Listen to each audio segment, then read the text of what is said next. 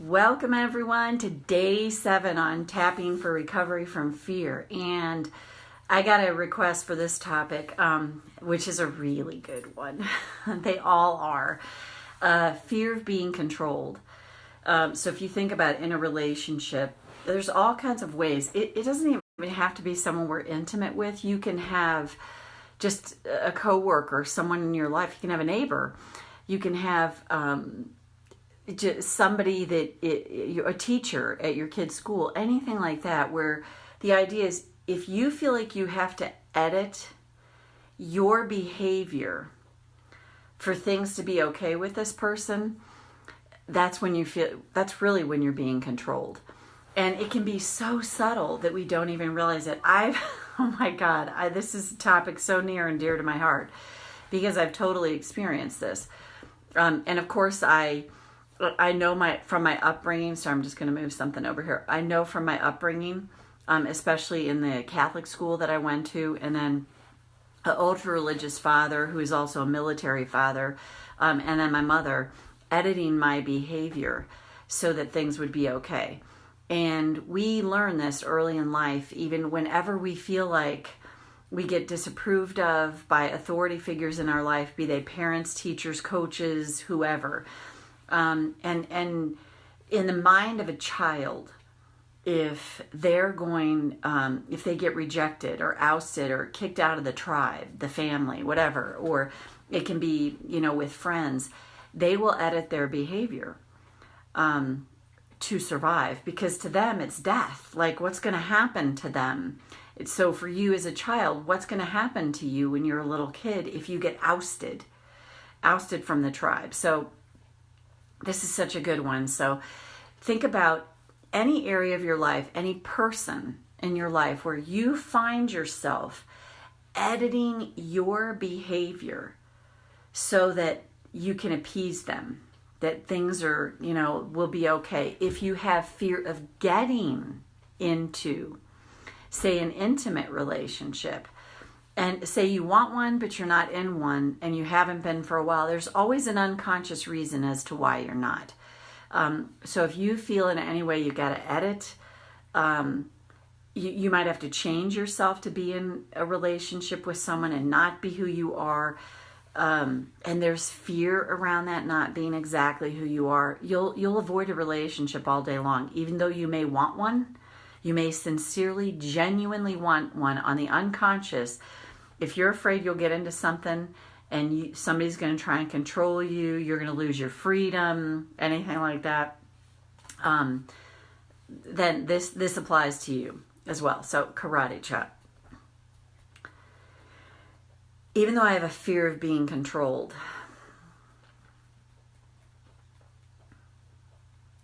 that really terrifies me. I choose to acknowledge I feel this way. Even though I have a fear of being controlled, that really scares me. I accept myself anyway now.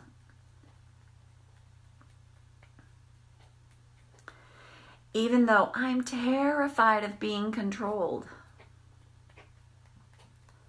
I may be with someone right now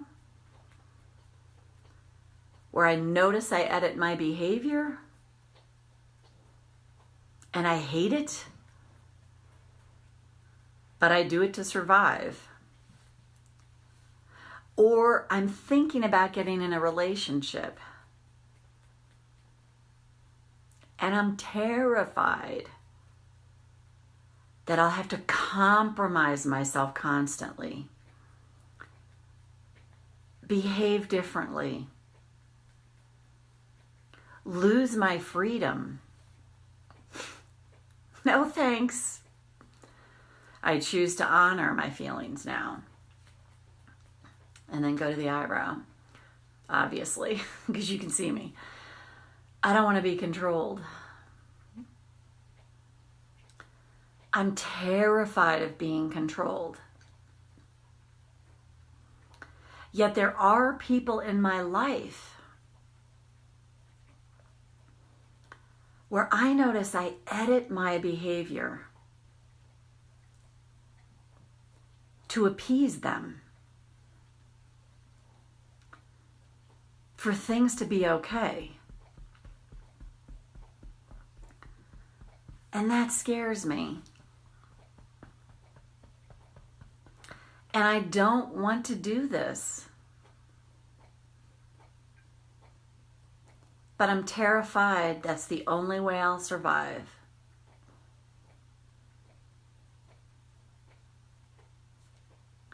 And I just honor these feelings right now. I'd like to be in a relationship. But I'm terrified I'll have to change. Because I've had controlling people in my life. And maybe I still do. And I don't want to go back to that. So, no thanks. Maybe there's people in my life right now where I notice I edit my behavior to appease them. And that feels so uneasy. These people that are not easy to be around. It sucks. But here's the thing. As much as it sucks, these people can be my greatest teachers because they're illuminating for me unhealed parts in me. So I can avoid them. And maybe that's a choice I need to make. But if I do it from resistance, out of fear, it's definitely something I want to attend to. Because true freedom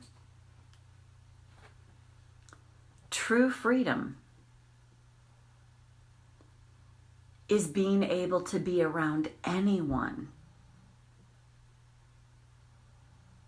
and not be affected by their behavior. Not edit my behavior to appease them. In a perfect world, that would be great. But I am in a body. Therefore, I'm having a human experience. So if I believe I'm going to eradicate from my life entirely any person that's controlling, may not happen. And what if a key here is to make peace with myself? Whenever I find myself in fear of being controlled, what if I can consider accepting and even loving the part of me? Because it's a very young part of me that's terrified of being controlled. What if this part of me needs my love